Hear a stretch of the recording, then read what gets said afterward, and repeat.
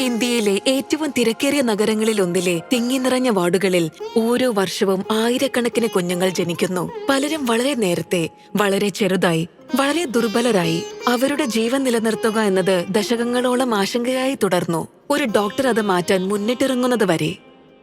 മനുഷ്യത്വത്തിന്റെ സ്നേഹാമൃതം. Doctor അർമീഡ Fernandez, Padmashri ജേതാവ് 2026.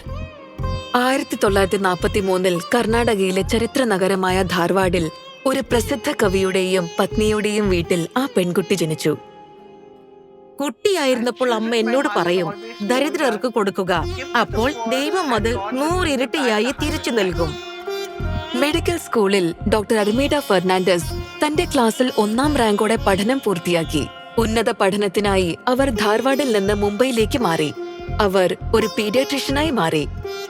നഗരത്തിലെ ദരിദ്രർക്കായി സേവനം ചെയ്യാൻ അവർ മുംബൈയിലെ ഒരു മുനിസിപ്പൽ ആശുപത്രിയിലെ ജോലി സ്വീകരിച്ചു. അധികം വൈകാതെ നവജാത ശിശുക്കളുടെ മരണനിരക്ക് അവരെ ഞെട്ടിക്കുകയും ചിന്തയിലാഴ്ത്തുകയും ചെയ്തു. ചില ചെറിയ പഠനങ്ങളിൽ നിന്നുള്ള തെളിവുകൾ വെച്ച് അവർ അത്യപൂർവമായ നടപടികൾ സ്വീകരിച്ചു. നവജാത ശിശുക്കളെ കുളിപ്പിക്കുന്നത് നിർത്തി.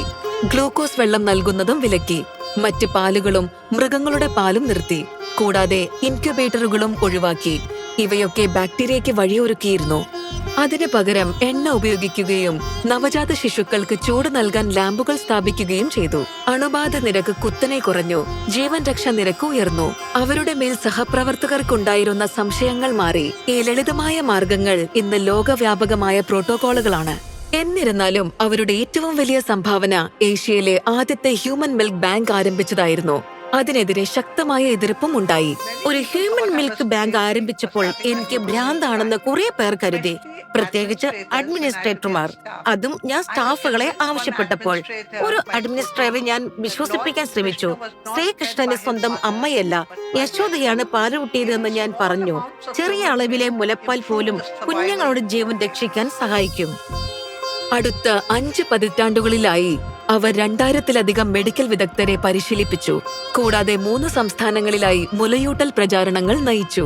ആശുപത്രി പ്രവർത്തനങ്ങളോടൊപ്പം ധാരാവിയിലെ പിന്നോക്ക സമൂഹങ്ങൾക്ക് അവരുടെ വീടുകളിലെത്തി മെഡിക്കൽ സേവനം നൽകുന്നതിനായി അർമേഡ സ്നേഹ എന്ന NGO സ്ഥാപിച്ചു. നവജാത ശിശുമരണ നിരക്ക് ഇനിയും കുറയ്ക്കുന്നതിനായി അമ്മമാരുടെ പെരുമാറ്റത്തിൽ മാറ്റം കൊണ്ടുവരാൻ ഞങ്ങൾ ശ്രമിച്ചു. കുഞ്ഞുങ്ങളുടെ ജീവൻ രക്ഷിക്കുന്നതിനായി അവർ കൃത്യസമയത്ത് ആശുപത്രികളിൽ എത്തണമല്ലോ. സത്യത്തെ നേരിടുക. അങ്ങനെ ചെയ്യാതെ പരിഹാരങ്ങൾ കണ്ടെത്താനാവില്ല. വെല്ലുവിളികളെ നവീനമായ ചിന്തകളാൽ നേരിടുക. ഒരു സമയത്ത് അത് തലകുഴപ്പിക്കുന്ന കാര്യമായിരുന്നു. ഇന്ന് അത് ഇന്നോവേഷൻ ആയി അറിയപ്പെടുന്നു. എന്തിനാ ഞാൻ എന്ന് ചോദിക്കരുത്. ദുഃഖത്തിൽ നിന്നാണ് മാറ്റം ജനിക്കുന്നത്. നമ്മളിലേക്ക് എത്താൻ കഴിയാത്തവരിലേക്ക് എങ്ങനെ എത്തിച്ചേരാം എന്ന് നിരന്തരം ചിന്തിക്കേണ്ടതാണ്. ഡോക്ടർ അർമേഡ ഫെർണാണ്ടസ്, പത്മശ്രീ 2026.